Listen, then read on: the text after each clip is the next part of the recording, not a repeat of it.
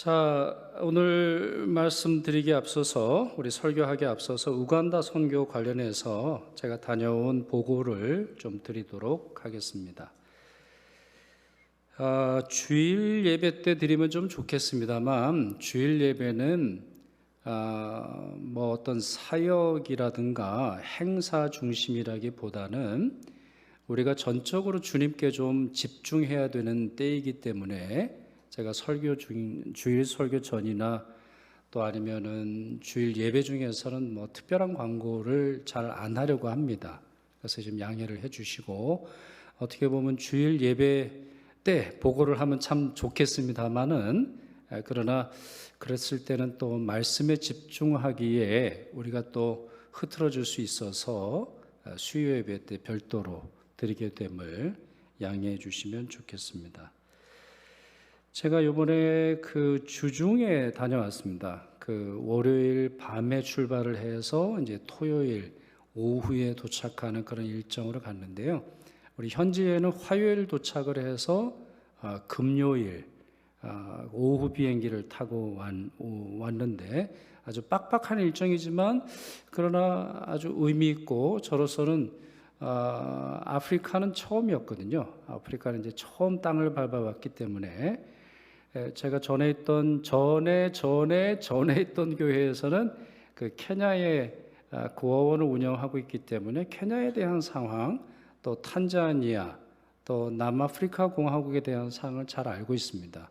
제가 오타와에 있을 때도 남아프리카 공화국에서 사역하는 선교사님이랑 같이 협력을 했기 때문에 남쪽, 북쪽, 또 아프리카 동쪽, 그리고 제가 있었을 때는 캐나다에 있을 때는 이제 그 아프리카의 절반 정도가 불어권입니다.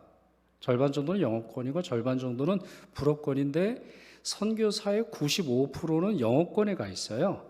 그래서 사실 저 같은 경우는 이제 불어권 사역을 주로 이제 했었는데 이번에 그 영어를 사용하는 지역에는 이제 처음으로 제가 가봤는데 많은 도전을 받았습니다.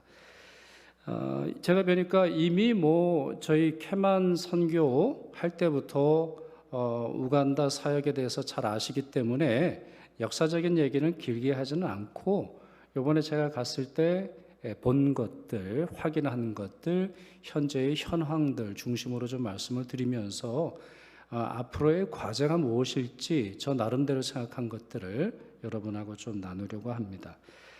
초등학교를 먼저 말씀을 드리려고 하는데요. 저희 교회가 이제 오랫동안 초등학교를 섬기지 않았어요. 우리 선교사님도 파송하고 또 초등학교의 운영을 저희 교회의 예산으로 이제 했는데 현재 학생이 220명입니다. 학생이 220명. 그 중에서 기숙사에서 있는 아이들이 50명이에요. 그러니까 기숙사에 있는 아이들이 이제 꽤 되는데 우간다는 의무 교육이 아닙니다. 그러니까 뭐 부모가 애를 학교를 안 보낸다고 해서 뭐 감옥에 보내고 이런 건 아니에요. 전적으로 부모의 결단 속에서 아이를 보내는데 다녀보면 진짜 조그만 애들도 부모의 희생과 헌신을 통해서 학교를 가는 걸 여실히 볼 수 있습니다. 이거는 뭐 캄보디아도 마찬가지, 전 세계가 마찬가지입니다. 아무리 후진국이라 할지라도 교육이 중요하다라는 것은 다 압니다. 누구도 아냐면 난민도 알아요. 난민들도. 그래서 과거에는 난민들에게는 선물 주고 과자 주고 이걸 했지만 요즘엔 턱도 없습니다. 교과서를 주고 그리고 앞으로 성공할 수 있도록 아이들을 돕는 그런 일들이 굉장히 중요한데 이 학교도 마찬가지예요. 부모들이 자기 돈으로 이제 학비를 내고서 이제 오게 되는데요. 스텝이 23명 있더라고요. 그래서 제가 월급을 어느 정도 주냐 했더니 이제 10만 원 정도 주고 있다 그래요. 그러니까 아직 우간다가 경제 수준이 이제 워낙 낮다 보니까 US 달러로는 한 80불 이 정도 받는 그런 수준입니다. 건물 시설의 상황을 보니까 대부분의 건물이 굉장히 낙후했어요. 그래서 아직도 그 푸세식이라면 여러분 잘 모르시죠? 이제 감이 잘 안 오시죠? 예. 그래도 한국 푸세식은 좋거든요. 한국 푸세식은 넓어요. 그 구멍이 넓어서 실수할 가능성이 낮은데 우간다는 갔더니 구멍이 되게 작더라고요. 아마도 그 위생 때문인 걸로 보이고, 그리고 정화조라는 건 없습니다. 저희 그 학교가 있는 곳에서 멀지 않은데 이제 호수가 있는데 다 호수로, 예. 그리고 거기서 물을 또 이제 퍼다가 마시는 그런 이제 실정이에요. 그래서 이제 겉으로 볼 때는 아름답다 하지만 실제로는 거기에 이제 분뇨들이 다 이렇게 흘러가는 거죠. 그래서 아마 우간다도 이제 조금 경제적인 상황이 좋아지면 정화조 넣고 뭐 등등 이러리라고 생각을 이제 합니다. 동네가 발전을 많이 했더라고요. 저는 예전 모습을 모릅니다만 동네는 굉장히 발전을 해서 오히려 그 발전한 그 동네에 있는 아이들은 우리 학교에 안 오고, 왜냐? 푸세식이니까. 이미 우간다 사람들도 푸세식 화장실은 안 가는 추세에 있다 보니까 오히려 우리 학교는 안 오고 그 중에서 이제 가난한 아이들이 우리 학교를 선택해서 오는 그런 실정이 있습니다. 여기서 우리 학교라고 하는 거는 이제 캐만이 운영하는 초등학교를 말씀을 드리는 거예요. 초등학교 채플이 대대적 보수공사 중에 있습니다. 잔금이 아직 수백만 원이 남아 있는 상황이고요. 저희 교회에서는 이번에 제가 다녀온 이후 초등학교에 500만 원을 보내기로 땅끝 선교회가 결정을 하셔서 이제 보낼 예정으로 있습니다. 사진으로 좀 보시죠.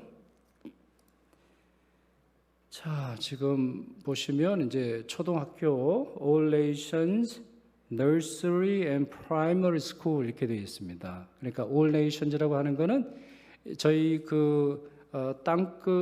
저희 캐만 선교회가 운영하는 게 세 개가 있습니다. 신학교가 있고 초등학교가 있고 유치원이 있습니다. 이 세 개가 있는데 그 중에서 초등학교의 간판이 이렇게 되어 있어요. All Nations Nursery and Primary School. 이게 이제 초등학교 간판이 되겠습니다.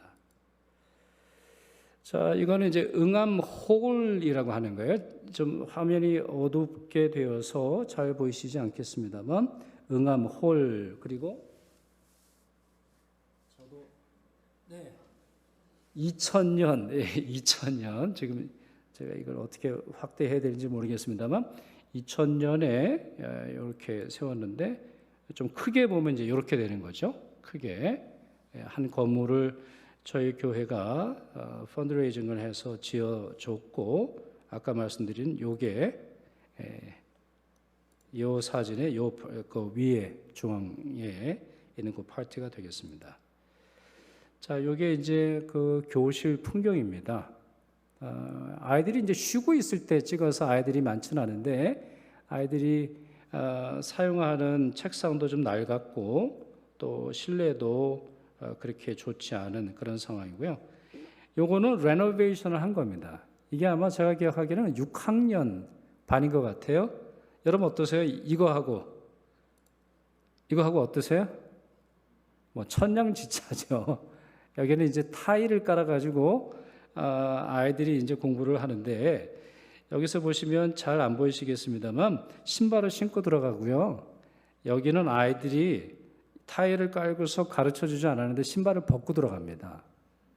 그러니까 아이들도 아는 거예요. 야, 이게 좋은 데이기 때문에 신발을 벗고 가자 하는 거죠. 자, 여기는 이제 고학년이 여기서 공부를 하는 거고. 근데 이제 시설이 보니까 참 많이 낡았어요. 지금 군데군데 좀 검게 된 부분이 이제 페인트가 벗겨진 부분이고, 되게 이런 나라에서는 그 시멘트 성분이 좀 조악합니다. 별로 좋지 않아요. 그래서 시멘트 그 내구성이 떨어지기 때문에 단순히 페인트만 해서 될 일이 아닌 그런 상황 중에 있고요. 자, 요거는 이제 학교의 선생님들이 먹는 곳입니다. 선생님들의 기숙사인데 저희 캄보디아도 마찬가지입니다. 저희 판영응학교도 역시 선생님들이 같이 공동생활을 하십니다. 그래야 월급이 이제 적은데 사실 수 있는 거죠. 자, 이거는 가까이서 찍은 거고요. 이거는 그 채플입니다.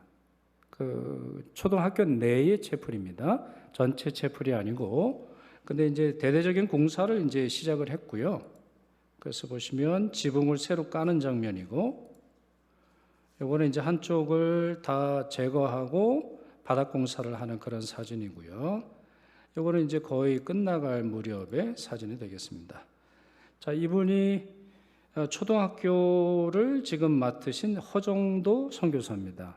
저희 교회 출신이에요. 저희 교회 초등부서부터 대학부까지 출석을 했고, 정확하게 언제 시점인지 모르겠습니다. 제 생각에 신대원 들어갈 때까지 우리 교회를 출석하지 않았을까 그런 생각을 합니다.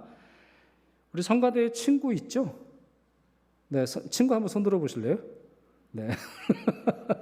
자랑스러운 우리 성가대에도 친구가 있고, 또 이모 두 분이 우리 교회 권사님이시죠. 여러분 많이 아시겠습니다만, 자, 이제 선교사님이 저한테 설명하는 걸 이렇게 좀 찍었습니다.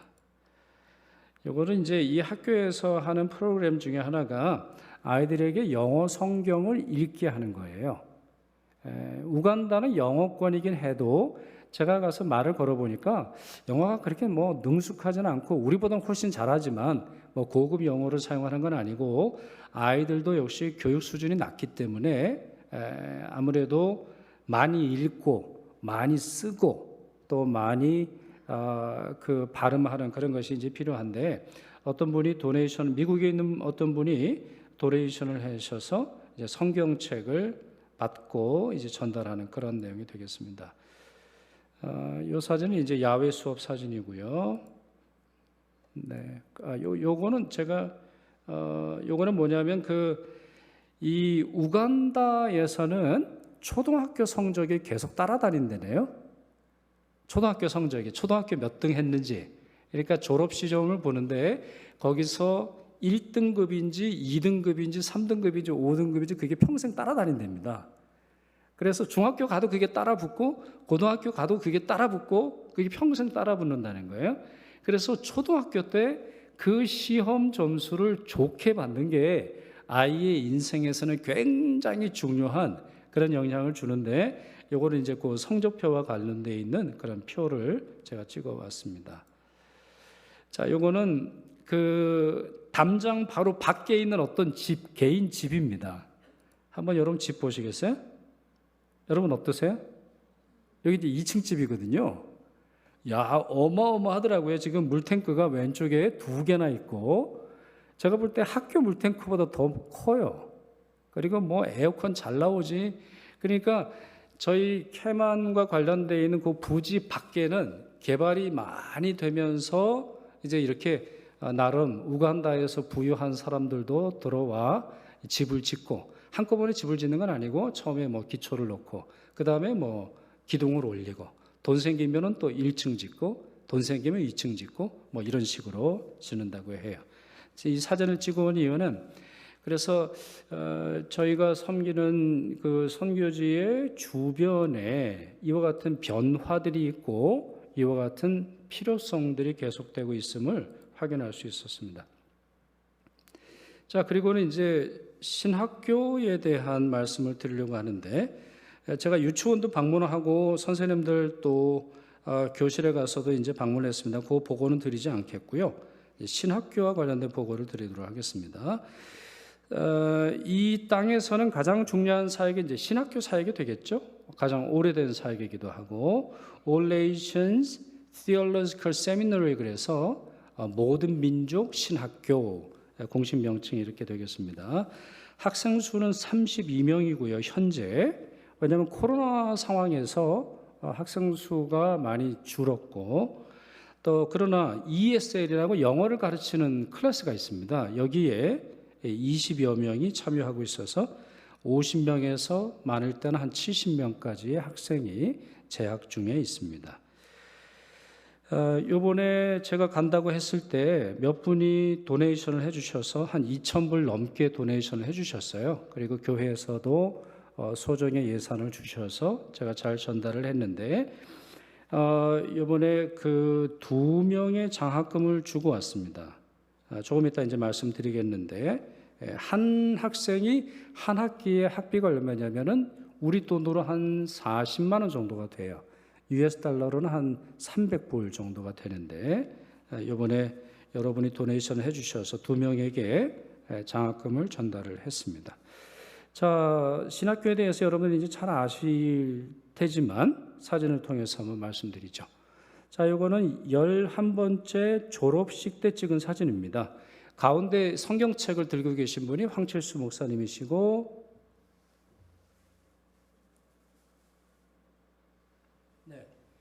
그리고 그 황칠수 목사님의 왼쪽으로 하얀 양복을 입으신 분이 이제 성윤환 장로님이십니다. 그리고 이제 졸업 가운을 입고 이제 찍은 사진이 그 신학교 그 홀웨이, 그러니까 홀웨이라고 하면 뭐죠? 우리 한국말로 이렇게 홀웨이, 하여튼 홀웨이. 집에 가서 사전 찾아보시면 좋겠는데 딱 떠오르지 않는데 하여튼 이렇게 복도 이렇게 쭉 들어가는 거기에 이제 사진이 있는 걸 찍어봤습니다. 그러니까 올해가 27회 졸업식이니까 16년 전 사진이 되겠네요. 네. 자, 그리고 그 홀웨이의 다른 쪽 벽면에 그 이사장 세 분이 지금 사진이 이렇게 있죠. 초대 이사장이신 이 목사님께서 맨 왼쪽에 계신데 돌아가셨고요. 그 우간다에 계실 때 돌아가셔서 그분의 그 무덤이 학교 안에 있더라고요. 거기 있고 2대 이사장님께서 황칠수 목사님이시고 그리고 3대 이사장님께서 정성준 목사님 이렇게 이제 사진이 이렇게 붙어 있습니다. 네, 요거는 유치원 잘못 들어간 거고, 자, 요게 그 신학교의 채플입니다. 신학교의 채플 아주 아름답죠. 아주 그 미학적이기도 하고 또 아주 실용적이기도 한 그런 채플이고요. 요거는 이제 정면에서 찍은 사진입니다. 그 신학교에 이렇게 이런 걸 뭐라 그러죠? 뭐 머릿돌이라 그러진 않을 텐데 여하튼 누가 세웠는지 그래서 영어로 이렇게 되어 있어요. This chapel and library. 이 신학교와 도서관은 2003년 2월 15일에 헌정되었습니다. 70주년 응암교회 기념으로 세워졌고요. 우리 장로님이신 성윤환 장로님이 도네이션 하셨습니다. 라고 하는 그게 이렇게 있고, 제가 가서 저를 자신을 이제 소개를 할 때 이 얘기를 했더니 학생들이 되게 좋아하더라고요. 그래서 제가 좀 으쓱했는데, 네, 그렇습니다. 요거는 그 옆에 제 사진을, 출석 사진을 빨리 넘어가겠습니다. 자, 여기 이제 채플의 안쪽 사진입니다. 근데 지금 다 사진을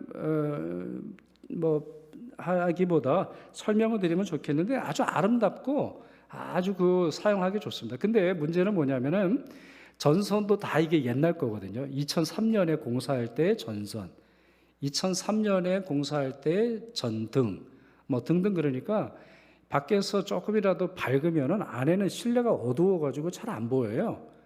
그리고 제가 강의를 이제 시작하려고 할 때 실제로 전기가 나가가지고 한 30분간은 그냥 생목으로 소리를 치다가 간신히 이제 전기가 들어와서 그 다음에 이제 마이크를 사용할 수 있었는데, 여하튼 제너레이터, 그러니까 제너레이터가 뭐죠? 발전기, 아니면은 그 임시 전기 시설, 그리고 마이크 시스템, 또 프로젝터, 이런 어떤 문제가 있다라는 것을 확인을 했고 이제 보고를 드렸습니다.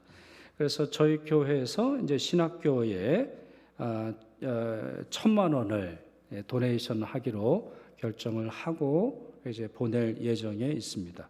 그래서 그 1,000만 원 가지고 이 시설을 개선을 하고 또 집회를 하거나 예배를 드리거나 모임을 가질 때 원활하게 진행할 수 있도록 저희들이 도울 예정에 있습니다.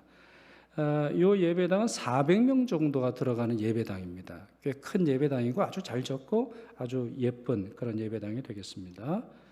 요거는 이제 왼쪽은 저고요. 오른쪽은 이제 그 신학교 학장님입니다. 근데 제가 잘 몰랐는데 저하고 신대원 동기시더라고요. 윤재승 목사님이라고. 이분은 원래 대학은 독일어를 전공하신 분이신데 영어도 아주 잘하시고 이곳에서 지금 신학교 전체의 책임자로 일하고 계십니다. 그 위로 Make disciples of all nations 이렇게 돼 있죠. 모든 민족들을 제자 삼으라라고 하는 그러한 말인데, 이제 그럴 정도로 우간다에 세워져 있는 학교입니다만 여러 학생들이 옵니다. 뭐 남수단, 수단에 있는 학생도 오고, 케냐에서도 오고, 탄자니아에서도 오고, 콩고에서도 오고, 뭐 브로콜에서도 여러 나라에서 온다, 이런 말씀을 이제 들었습니다. 자, 요 두 학생이 이번에 장학금을 전달받은 그런 이제 학생들이고요. 이 학생들의 상당수는 이미 목회를 하고 있습니다.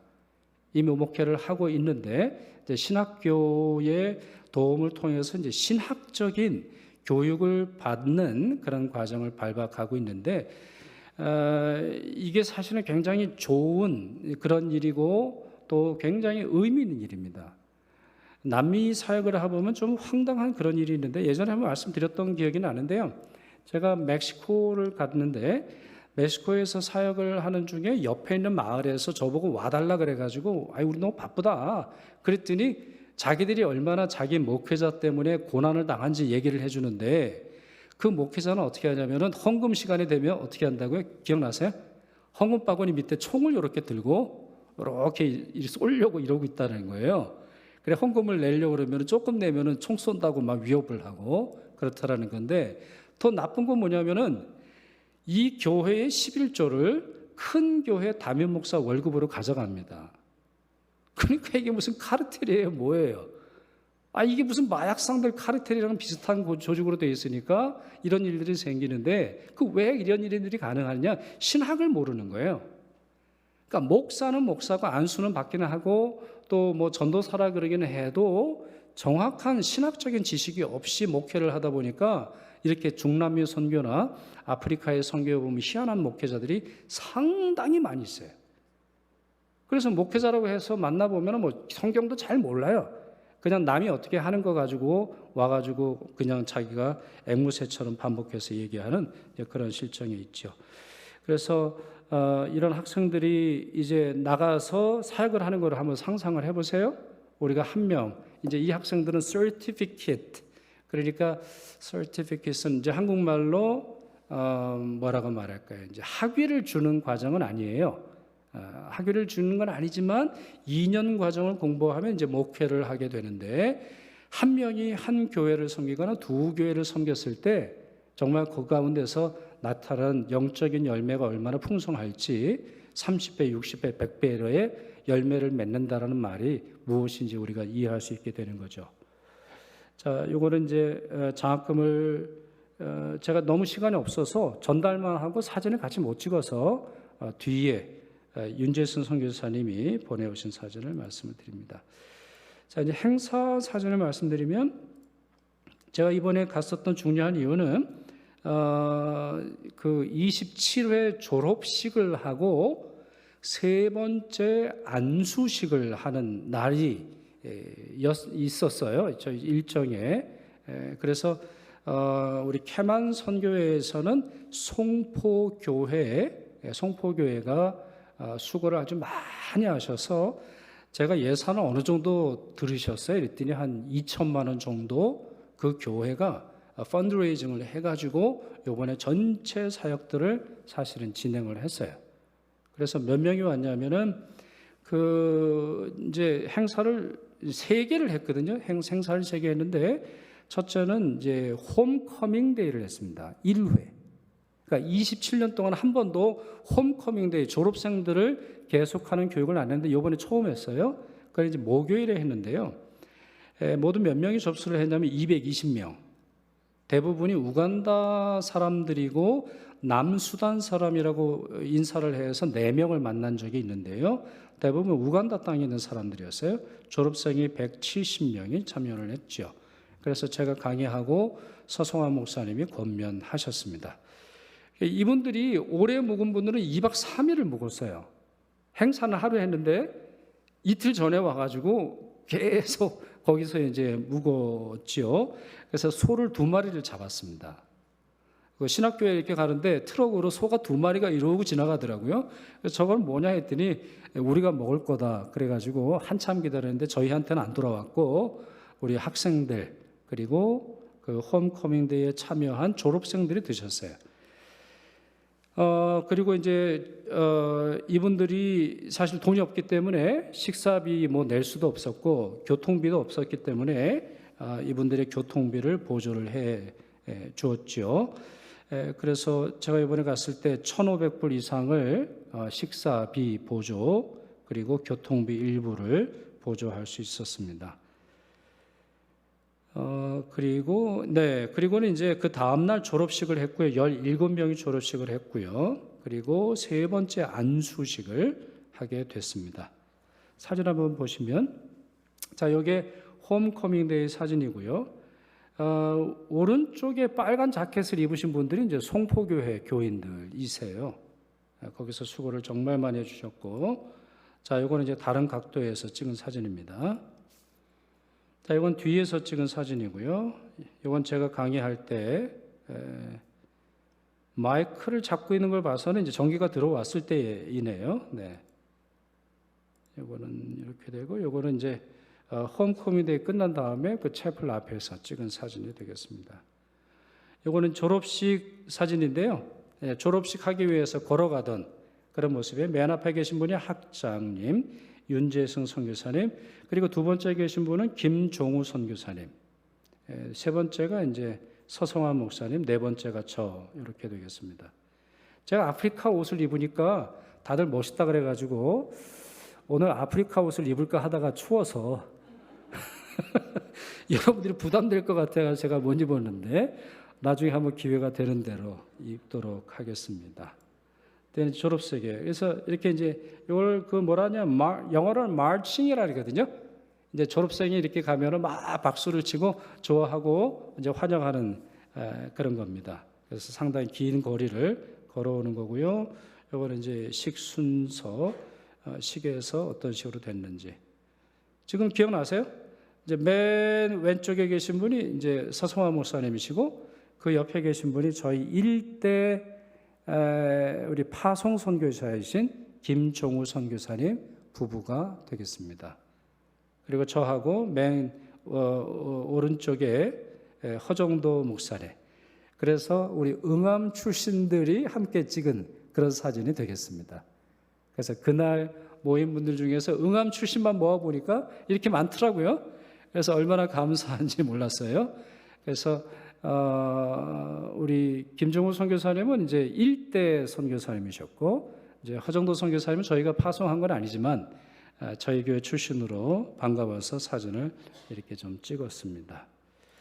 주변 마을을 많이 찍었는데 이 사진만 보내드리면 저희 학교에서 멀지 않은 차로 5분 거리에 어촌 마을이 있습니다. 어부 마을인데 여기에 정말 가난한 사람들이 살고 있더라고요. 그래서 집을 이렇게 찍었는데 더 가까이서 못 찍은 이유는 사람들이 여기 있어요. 그래서 막 너무 가까이 가가지고 사진 찍으면 좀 실례가 될 것 같아서 찍지는 못했는데 흙벽으로 나무 이렇게 대충 걸치고 거기에 이제 진흙으로 그걸 이겨서 살게 되는. 근데 아까 말씀드렸죠. 이렇게 살아도 애들은 학교를 보냅니다. 그래서 자기의 미래가 자기 나라의 미래가 아이들의 교육에 있다는 것을 생각을 하고는 그렇게 이제 보내는 걸 볼 수가 있었습니다.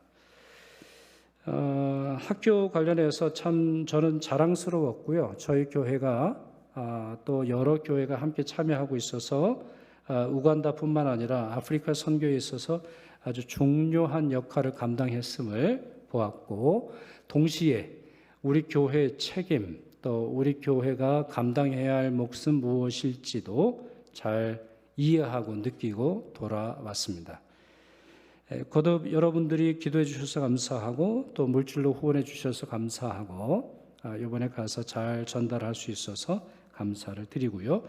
앞으로도 이제 우간다 선교는 어떻게 될지 이제 땅끝 선교회가 고민을 많이 하시겠습니다만 계속되는 선교 사역 가운데 하나님께서 함께 하시기를 위해서 기도해 주시기를 바랍니다. 자, 오늘 주신 말씀 잠깐 보면서 선교 보고와 관련된 결론을 좀 내리려고 합니다. 여러분, 오늘 말씀 아주 유명한 말씀인데요. 사실 이 요한복음 15장에 걸쳐서 주님은 본인께서 참 포도나무이시고 제자들은 가지다 이렇게 말씀하시면서 예수님과 제자와의 사이는 뗄래야 뗄 수 없는 그런 관계라는 걸 설명을 하시지요. 이제 그와 같은 말씀을 하시면서 핵심적인 내용으로 그러면 우리가 제자라는 건 어떻게 알 수 있냐? 우리가 예수님을 잘 섬기고 잘 믿는다라고 하는 결과물 또 그 내용을 증명할 수 있는 게 뭐냐라는 말씀 속에서 열매를 반복해서 말씀을 하세요.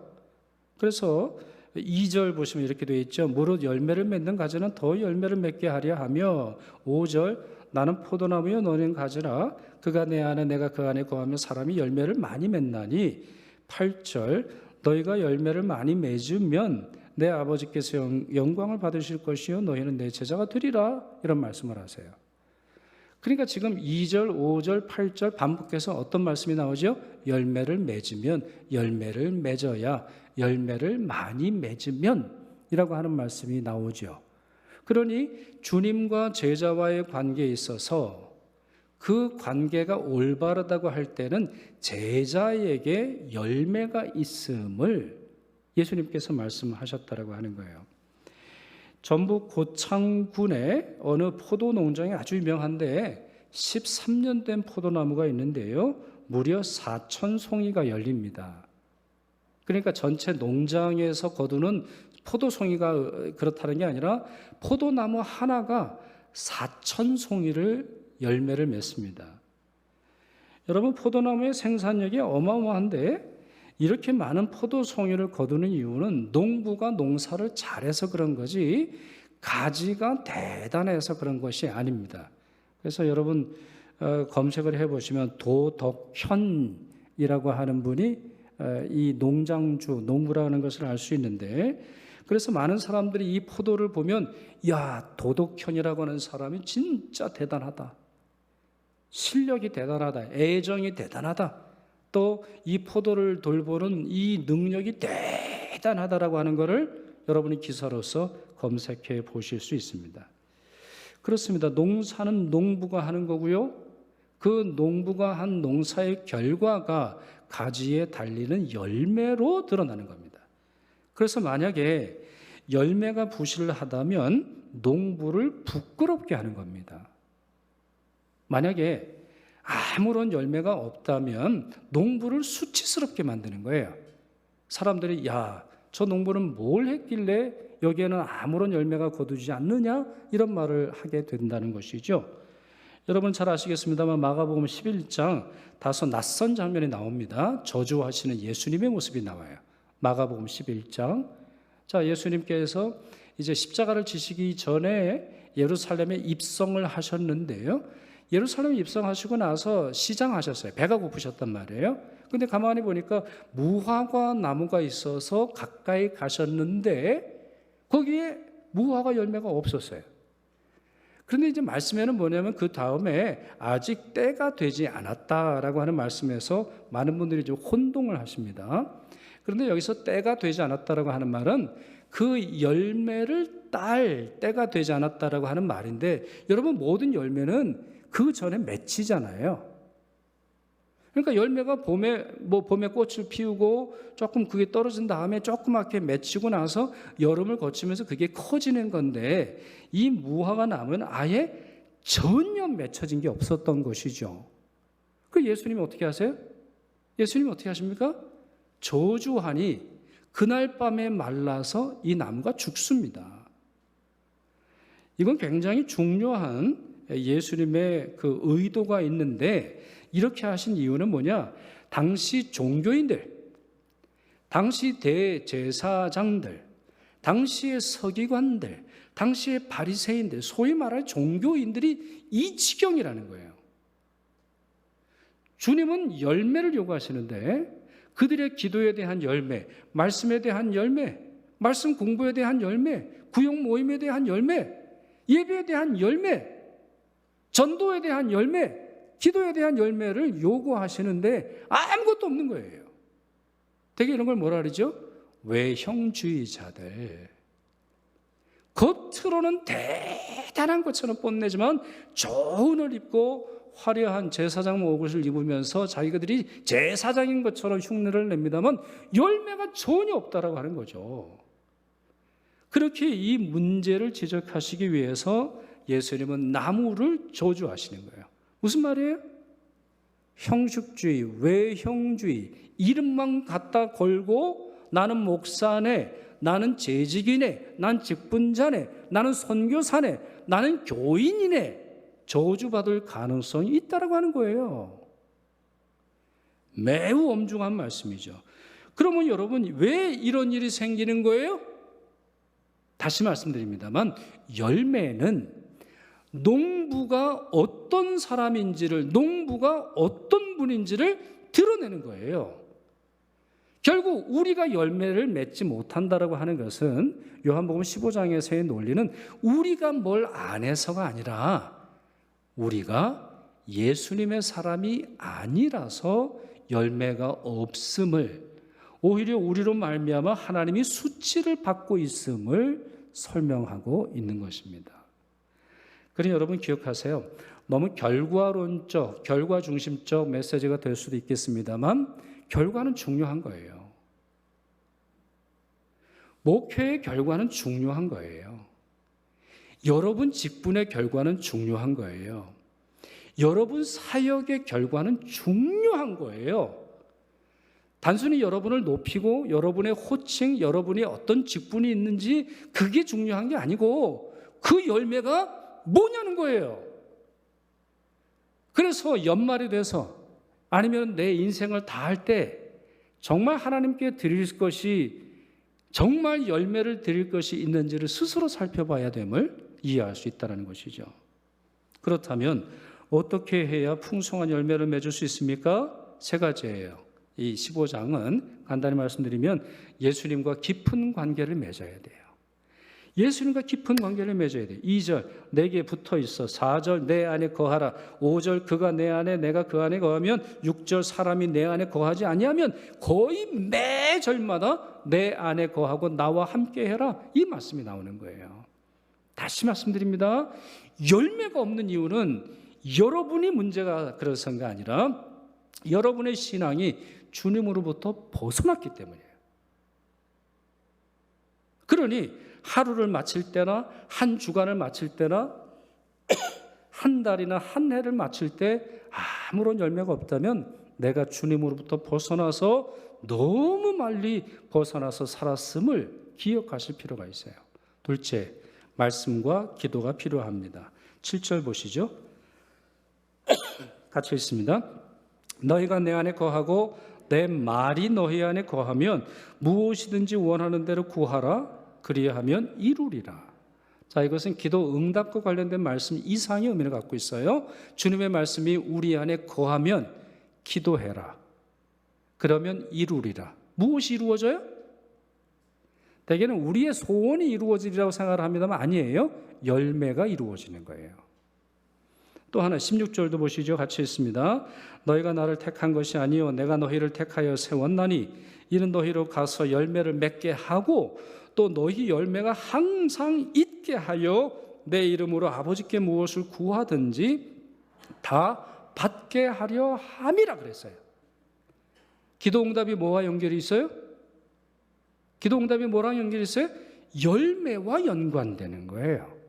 신앙적 열매가 있어야 기도응답이 되는 것이고 기도응답이 있어야 열매 맺음을 설명하고 있는 것이죠.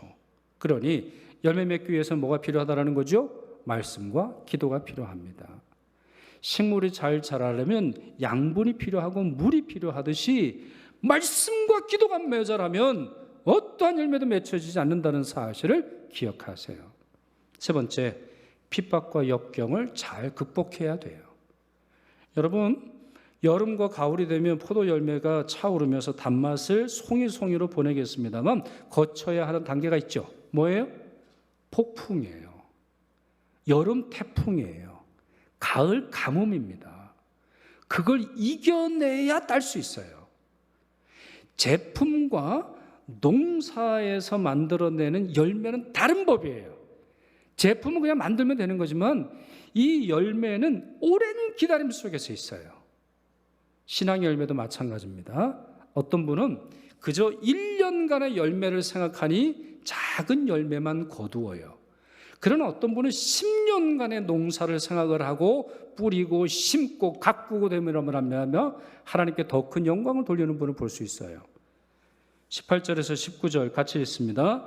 세상이 너희를 미워하면 너희보다 먼저 나를 미워한 줄을 알라.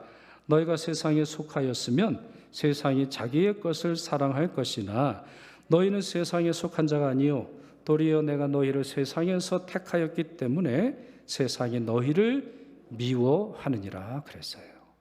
핍박이 있습니다. 이걸 이겨내야 되는 거예요.